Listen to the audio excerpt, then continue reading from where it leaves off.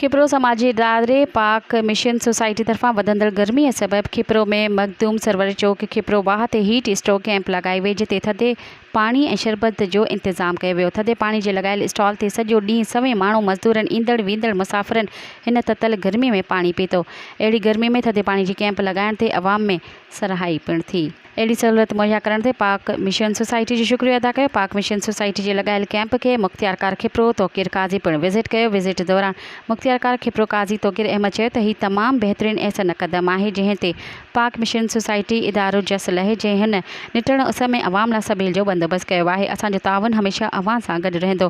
पाक mission society जे project manager ग़ुलाम मुस्तफ़ा संग्रासी चयो त हीट स्ट्रोक जे हिन घड़ी में ज़िले इंतिज़ामिया जे ताउन सां अवाम लाइ थधे पाणी जी कैंप लॻाई आहे, जेका 3 ॾींहं ताईं जारी रहंदी। इंसान जी ख़िदमत करण ई असल ज़िंदगी आहे, जेको जज़्बो जारी रहंदो। लॻायल कैंप ते PMS जा मुस्तफ़ा कुंभर, पुरतुशुम कुमार, दाऊद निर्मल ऐं शुमा चेतन मौजूदु हुआ।